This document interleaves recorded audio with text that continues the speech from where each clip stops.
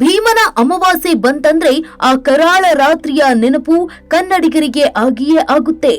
26 ವರ್ಷಗಳ ಹಿಂದೆ 2000 ಇಸ್ವಿಯಲ್ಲಿ ಭೀಮನ ಅಮಾವಾಸ್ಯೆಯ ದಿನದಂದೇ ಕನ್ನಡಿಗರ ಕಣ್ಮಣಿ ಡಾಕ್ಟರ್ ರಾಜ್ಕುಮಾರ್ ಅವರನ್ನ ಕಾಡುಗಳ್ಳ ವೀರಪ್ಪನ್ ಅಪಹರಣ ಮಾಡಿದ್ದ.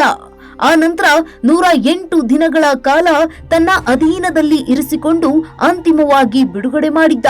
ಆದ್ರೆ ಆ 108 ದಿನಗಳ ರಾಜ್ ಕುಟುಂಬ, ಕನ್ನಡ ಚಿತ್ರರಂಗ, ಕರ್ನಾಟಕದ ಜನ ಸಾಕಷ್ಟು ನೋವು ಆತಂಕಗಳನ್ನ ಅನುಭವಿಸಿದ್ರು. ಅಂತಿಮವಾಗಿ ಎಲ್ಲವೂ ಸುಖಾಂತ್ಯವಾದ್ರೂ ಆ ಅಮಾವಾಸ್ಯೆಯ ರಾತ್ರಿ ನಡೆದಿದ್ದೇನು, ಹೇಗೆ, ಪಾರ್ವತಮ್ಮ ವೀರಪ್ಪನ್ ನಡುವೆ ನಡೆದ ಮಾತುಕತೆ ಏನು, ಎಲ್ಲಿದೆ ಡೀಟೇಲ್ಸ್. ಹೌದು, ವೀರಪ್ಪನ್ಗೆ ಡಾಕ್ಟರ್ ರಾಜ್ಕುಮಾರ್ ಅವರನ್ನ ಅಪಹರಿಸುವ ಉದ್ದೇಶ ಇರಲಿಲ್ಲ. ಮೊದಲಿಗೆ ಆತ ಯೋಜಿಸಿದ್ದು ರಜನಿಕಾಂತ್ರನ್ನ ಅಪಹರಿಸಲು. ಆದ್ರೆ ಚೆನ್ನೈನಲ್ಲಿ ಸಿಎಂ ನಿವಾಸದ ಪಕ್ಕದಲ್ಲಿಯೇ ವಾಸವಾಗಿರುವ ರಜನಿಕಾಂತ್ ಅವರನ್ನ ಅಪಹರಿಸಿ ಕಾಡಿಗೆ ತರುವುದು ಅಸಾಧ್ಯವೆಂದು ಆ ಯೋಜನೆಯನ್ನ ಕೈಬಿಟ್ಟ. ಆ ಬಳಿಕ ಆಗ ತಮಿಳುನಾಡು ಸಿಎಂ ಆಗಿದ್ದ ಕರುಣಾನಿಧಿಯ ಪುತ್ರ ಸ್ಟಾಲಿನ್ ಅನ್ನ ಅಪಹರಿಸುವ ಯೋಜನೆ ಕೂಡ ಮಾಡಲಾಯಿತು. ಎಸ್, ಆದ್ರೆ ಸ್ಟಾಲಿನ್ ಅದಾಗಲೇ ಚೆನ್ನೈನ ಮೇಯರ್ ಹಾಗೂ ಅವರ ಸುತ್ತಲೂ ಗನ್ಮ್ಯಾನ್ಗಳು ಇರ್ತಾ ಇದ್ರು. ಹಾಗಾಗಿ ಆ ಯೋಜನೆಯನ್ನು ಕೂಡ ಕೈಬಿಟ್ಟ. ಕೊನೆಗೆ ಹೊಳೆದಿದ್ದು ರಾಜ್ಕುಮಾರ್ ಹೆಸರು. ವೀರಪ್ಪನ್ ಅಡಗು ತಾಣದಿಂದ ಕೇವಲ 20 ಕಿಲೋಮೀಟರ್ ದೂರದಲ್ಲಿ ಡಾಕ್ಟರ್ ರಾಜ್ಕುಮಾರ್ ಅವರ ದೊಡ್ಡ ಗಾಜನೂರಿನ ಮನೆ ಇತ್ತು. ಹಾಗಾಗಿ ರಾಜ್ಕುಮಾರ್ ಅಪಹರಣ ಸುಲಭ ಮತ್ತು ಲಾಭದಾಯಕ ಅಂತ ವೀರಪ್ಪನ್ಗೆ ಅನಿಸಿತ್ತು. ಹೌದು, ರಾಜ್ಕುಮಾರ್ ಅವರನ್ನ ಅಪಹರಿಸಲು ತನ್ನ ಜ್ಯೋತಿಷಿಗಳಿಂದ ಸಲಹೆಯನ್ನ ಕೂಡ ಪಡೆದುಕೊಂಡಿದ್ದ. ಅಮಾವಾಸ್ಯೆಯಂದೇ ಅಪಹರಿಸುವುದು ಅವನ ಉದ್ದೇಶ ಆಗಿತ್ತು. ಅವನು ಅಂದುಕೊಂಡಂತೆ ಅದೇ ದಿನ ಕುಕೃತ್ಯವನ್ನ ಕೈಗೊಂಡಿತ್ತು. ತಮ್ಮ ಊರಿನಲ್ಲಿ ಕೊರೆಸಿದ್ದ ಬೋರ್ವೆಲ್ನಲ್ಲಿ ನೀರು ಬಂದ ಸುದ್ದಿ ತಿಳಿದ ಖುಷಿಯಲ್ಲಿ ರಾಜ್ಕುಮಾರ್ ಅವರು ದೊಡ್ಡಗಾಜನೂರಿಗೆ ಬಂದಿದ್ರು. ಎಸ್, 2000 ಇಸ್ವಿಯಲ್ಲಿ ಜುಲೈ 30ರಂದು ರಾತ್ರಿ ಊಟ ಮುಗಿಸಿ ಆರಾಮಾಗಿ ಕೂತಿದ್ದ ಸಮಯದಲ್ಲಿ ಬಂದೂಕುಗಳನ್ನ ಹಿಡಿದು ವೀರಪ್ಪನ್ ಸಹಚರರು ಮನೆಗೆ ಬಂದ್ರು. ಮನೆಯಲ್ಲಿ ಪಾರ್ವತಮ್ಮ ರಾಜ್ಕುಮಾರ್, ಅಳಿಯ ಗೋವಿಂದರಾಜು, ಸಹಾಯಕ ನಾಗಪ್ಪ, ಸಂಬಂಧಿ ನಾಗೇಶ್, ಡ್ರೈವರ್ ಮತ್ತು ಪಾರ್ವತಮ್ಮ ಇದ್ರು.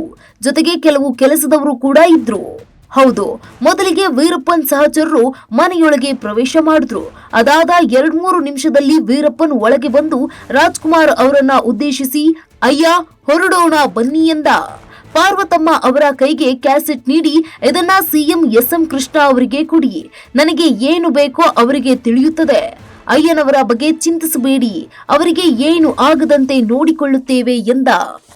ಎಸ್, ಆದ್ರೆ ಭಯ ಆತಂಕದಲ್ಲಿ ದಗ್ಧದೀತರಾದ ಪಾರ್ವತಮ್ಮನವರಿಗೆ ಏನು ಮಾಡಬೇಕು ತಿಳಿಯಲಿಲ್ಲ. ರಾಜ್ಕುಮಾರ್ ಅವರಿಗೆ ಸಹಾಯವಾಗಿರುತ್ತದೆ ಅಂತ ಅಳಿಯ ಗೋವಿಂದರಾಜು, ಸಹಾಯಕ ನಾಗಪ್ಪ, ಸಂಬಂಧಿ ನಾಗೇಶ್ ಅವರನ್ನ ಜೊತೆಗೆ ಕಳಿಸಿದ್ರು. ಡ್ರೈವರ್ ಅನ್ನ ಕರೆದೊಯ್ಯುವ ಉದ್ದೇಶ ವೀರಪ್ಪನ್ಗಿತ್ತು.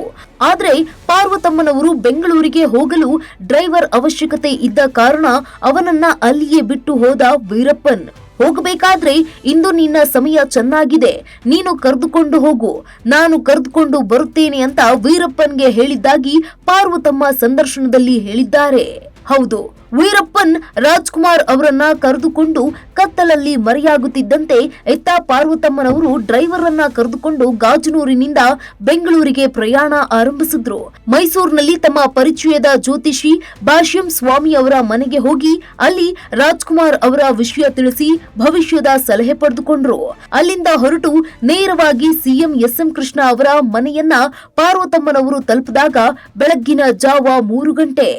ಎಸ್, ಆ ಸಮಯದಲ್ಲಿ ಸಿಎಂ ಅವರನ್ನ ಎಬ್ಬಿಸಿ ಅವರಿಗೆ ನಡೆದಿದ್ದೆಲ್ಲವನ್ನ ತಿಳಿಸಿ ಅವರಿಗೆ ಕ್ಯಾಸೆಟ್ ನೀಡಿದ್ರು. ಕೂಡಲೇ ಸಿಎಂ ಅವರು ಗೃಹ ಸಚಿವ ಖರ್ಗೆ, ಡಿಜಿಪಿ ದಿನಕರ್, ಗೃಹ ಕಾರ್ಯದರ್ಶಿ ಪ್ರಕಾಶ್ ಭಟ್ಟಾಚಾರ್ಯ, ಸಚಿವ ಸಂಗೀರ್ ಅಹಮದ್ ಇನ್ನು ಕೆಲವರನ್ನ ಕರೆಸಿಕೊಂಡು ವೀರಪ್ಪನ್ ಕಳುಹಿಸಿದ್ದ ಕ್ಯಾಸೆಟ್ ಕೇಳಿ ತುರ್ತು ಸಭೆಯನ್ನ ನಡೆಸಿದ್ರು. ಅಲ್ಲಿಂದ 108 ದಿನಗಳವರೆಗೆ ಸರ್ಕಾರ ಸತತ ಪ್ರಯತ್ನ ಮಾಡಿ ರಾಜ್ಕುಮಾರ್ ಅವರನ್ನ ಬಿಡಿಸಿಕೊಂಡು ಬರುವಲ್ಲಿ ಯಶಸ್ವಿಯಾಯಿತು.